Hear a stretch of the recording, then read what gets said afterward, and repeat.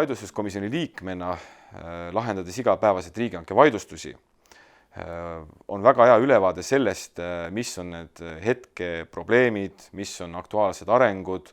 Sa tead põhimõtteliselt kõiki otsuseid, määrusi, mis üldse selles valdkonnas vastu võetakse, nii vaidlustuskomisjonis kui ka kohtutes. Et ilma selleta oleks ilmselt päris raske olnud teha just seda koostajatööd.